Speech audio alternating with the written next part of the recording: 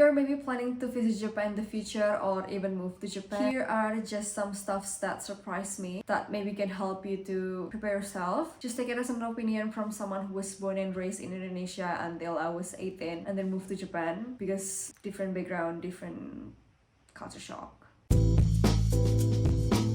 The customer service in Japan is what you call a good customer service. Like, you really get service as a customer. And one thing that I found interesting is that they really play with their expression a lot. Like when they say hello and they say welcome, like they really smile brightly, like hello, welcome, just happily. And when, for example, when we ask for something and they don't have it, they really act like so sad. Hey, do you have this one thing? Oh, I'm sorry, we don't have that. I'm so sorry, we unfortunately don't have that. Yeah, I'm so sorry, we're so sorry, I'm so sorry. It's okay if you don't have it, like, it's okay, it's fine. And also, for example, if you are about to pay for something using your credit card and you need to enter your PIN, the cashier really like do the, no, I don't see your PIN, like, no, I don't see your PIN. They really go that far. They're like so kind, so bright, like they really help you when you need them. Like the customer service is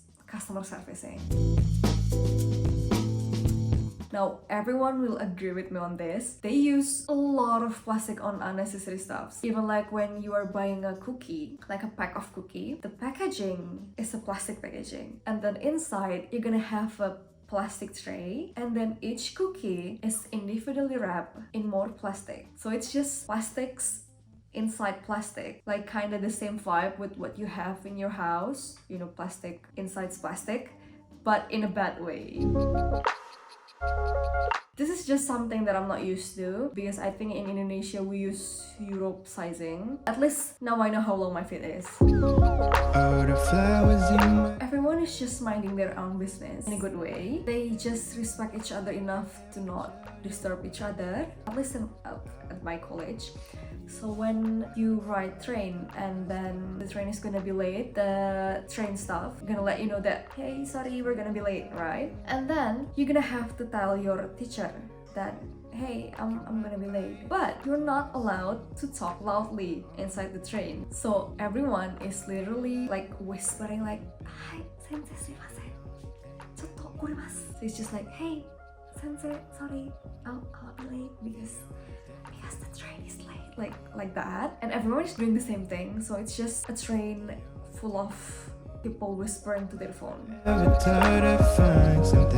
This is something that I noticed when I work as a cashier in convenience store. Even when, you know, a group of friends or even just like a pair of friends come together, and then when they're about to pay, they line separately, they line individually. And I think that is something new for me, because in Indonesia, when I go somewhere with my friend, let's say just a convenience store, we will pay together, and then maybe if I pay this time, my friends can pay the next time at the other place, or we will split the bill outside, just not when we're paying. But in Japan, they just pay individually. Even when you're eating at the restaurant, when you're about to pay, they're gonna ask you like, do you want to split the bill or do you want to pay together? I think the bad thing is that it takes more time.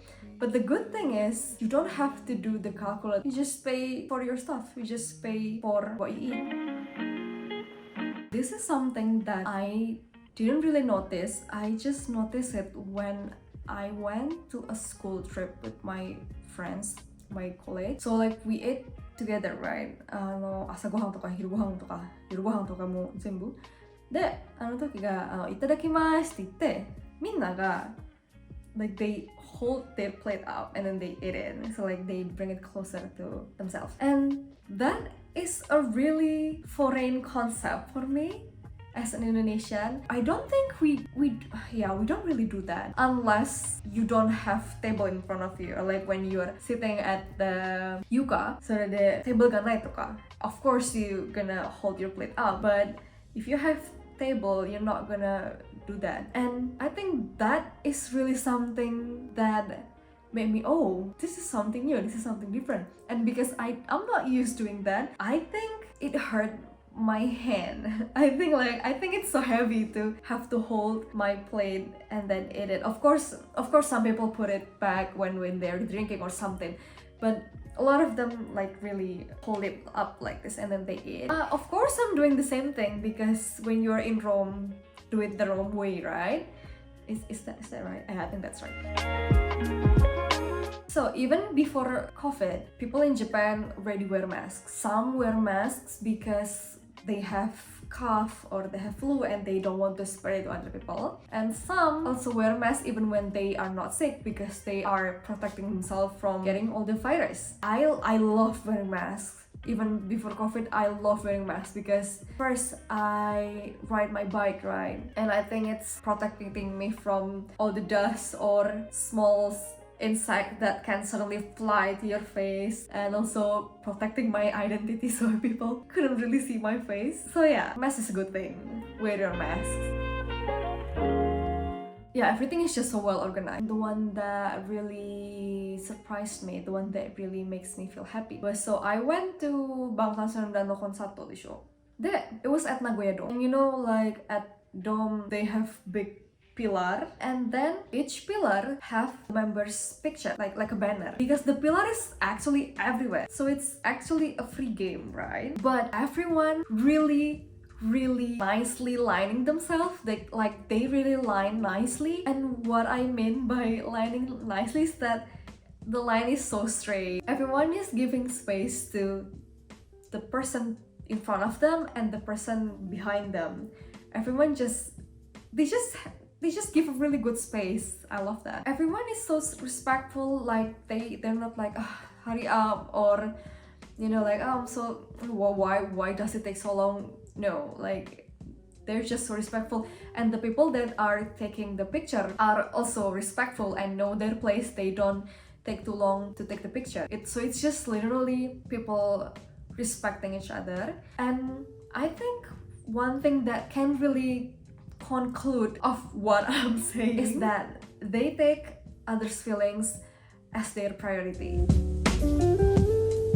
So this is something that I really struggle with. People don't talk straight to the point. People don't straightly tell you what they want to say. Basically, they don't tell you what's on their mind. In a conversation time, it's kind of hard because, for example, like if it's hot and you're in a room and the door is closed, the window is closed, the air conditioner is off, they're gonna say like, it's kind of hot, huh? A lot of times it means they want you to open the door or open the window or turn on the air conditioner.